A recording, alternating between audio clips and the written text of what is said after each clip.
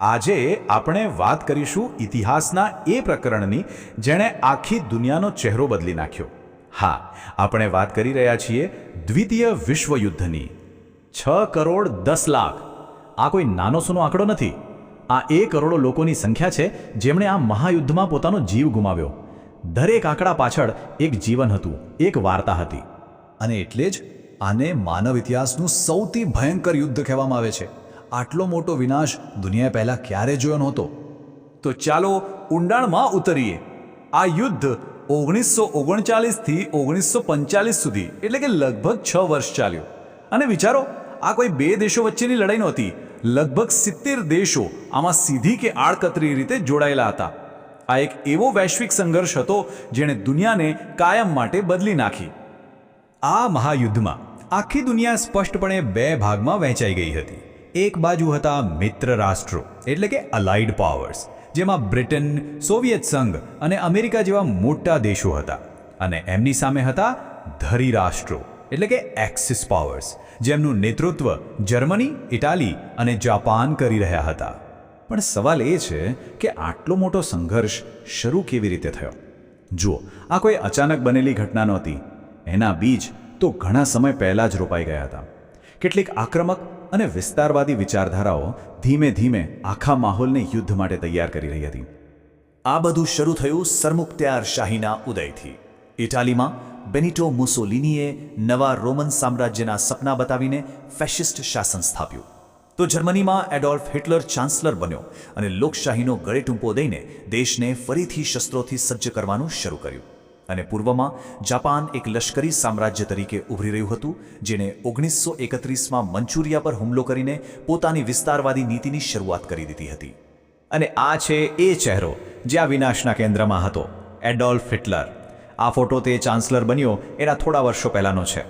પણ સત્તામાં આવતાની સાથે જ તેણે જર્મનીની દિશા જ બદલી નાખી, લોકશાહી ખતમ કરી અને પોતાની નાઝી વિચારધારાના આધારે દેશને એક મોટી સૈન્ય શક્તિ બનાવવાના કામે લાગી ગયો.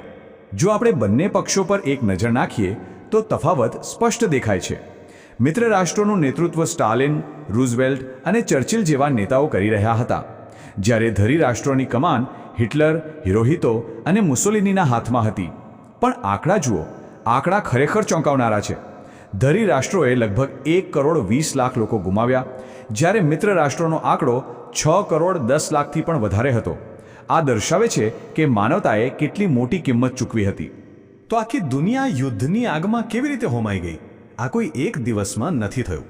1930ના દાયકામાં એક પછી એક એવી ઘટનાઓ બની રહી હતી જે દુનિયાને યુદ્ધના આરે લાવીને ઊભી કરી રહી હતી. એમ સમજો કે આ એક ટાઈમ બોમ્બ હતો જે ટીક ટીક કરી રહ્યો હતો. આ દાયકાની ઘટનાઓ જુઓ. 1935માં ઇટાલીએ ઇથોપિયા પર હુમલો કર્યો અને જર્મનીએ વર્સેલ્સની સંધિ તોડી નાખી. 1936માં જર્મનીએ રાઇનલેન્ડ પર ફરી કબજો કર્યો. 1937માં જાપાને ચીન પર મોટા પાયે આક્રમણ કર્યું. 1938માં હિટલરે ઓસ્ટ્રિયા અને ચેકોસ્લોવાકિયાના ભાગો હડપ કરી લીધા.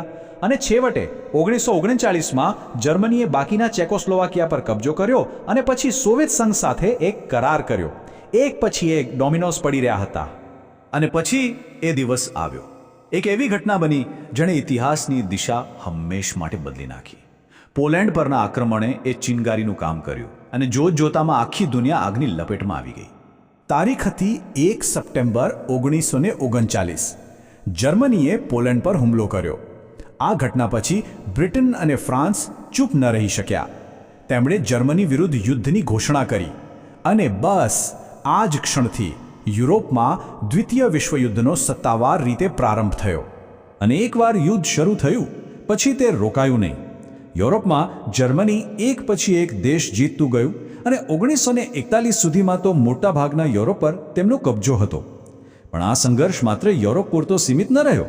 ડિસેમ્બર 1941માં જાપાને અમેરિકાના નૌકાદળના અડ્ડા પર્લ હાર્બર પર અચાનક હુમલો કર્યો. અને આ હુમલાએ સૂતેલા સિંહને જગાડી દીધો. અમેરિકા યુદ્ધમાં પ્રવેશ્યું અને આ લડાઈ સાચા અર્થમાં વિશ્વયુદ્ધ બની ગઈ. આ તસવીરો જુઓ. આ ક્યાંક તસવીરો નથી, આ યુદ્ધની ક્રૂરતાનો જીવતો જાગતો પુરાવો છે. એક બાજુ જાપાની સૈનિકો શાંઘાઈમાં લડી રહ્યા છે, બીજી બાજુ સ્પેનના ગ્યોર્નિકા શહેર પર થયેલા બોમ્બારા પછીની તબાહી.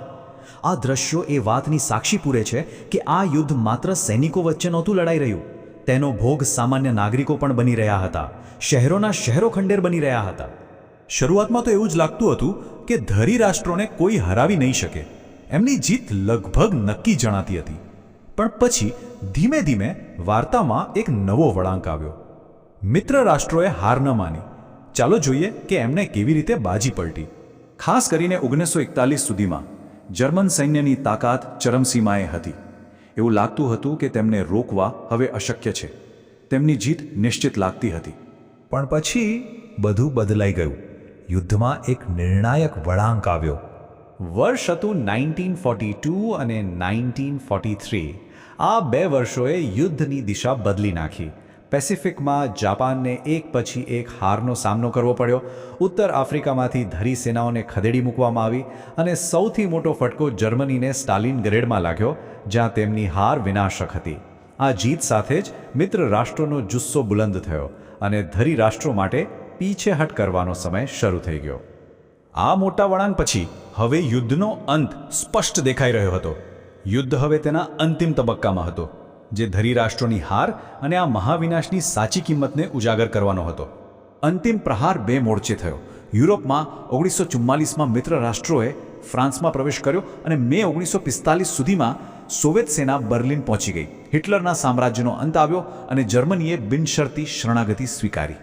એશિયામાં અમેરિકાએ જાપાન પર 2 અણુબોમ્બ ફેંક્યા અને આ વિનાશક હુમલાઓ પછી 15 ઓગસ્ટ 1945ના રોજ જાપાને પણ હથિયાર હેઠા મૂકી દીધા અને આ સાથે ઇતિહાસના સૌથી ભયાનક યુદ્ધનો અંત આવ્યો. ખરેખર આ યુદ્ધની ભયાનકતાને એક વાક્યમાં કહેવું હોય તો આ માનવ ઇતિહાસનું સૌથી ઘાતક યુદ્ધ સાબિત થયું. આનાથી વધુ કંઈ કહેવાની જરૂર જ નથી. જરા આ આંકડા ઉપર નજર કરીએ. આ માત્ર આંકડા નથી, આ યુદ્ધે માનવતા પાસેથી વસૂલેલી કિંમત છે. મિત્ર રાષ્ટ્રોના 4 કરોડ 50 લાખથી વધુ સામાન્ય નાગરિકો અને લગભગ 1 કરોડ 60 લાખ સૈનિકો. બીજી તરફ ધરી રાષ્ટ્રોના પણ 80 લાખ સૈનિકો અને 40 લાખ નાગરિકો માર્યા ગયા. આ સ્પષ્ટપણે બતાવે છે કે યુદ્ધની સૌથી મોટી કિંમત નિર્દોષ લોકોએ ચૂકવી હતી. આ બધું જોયા પછી એક સવાલ મનમાં જરૂર આવે છે. ઇતિહાસના આટલા મોટા વિનાશ પછી માનવતાએ શું શીખ્યું? આ એક એવો પ્રશ્ન છે જેનો જવાબ આપણે સૌએ શોધવાનો છે, જેથી ભવિષ્યમાં આવી ભૂલ ફરી ક્યારે ન થાય.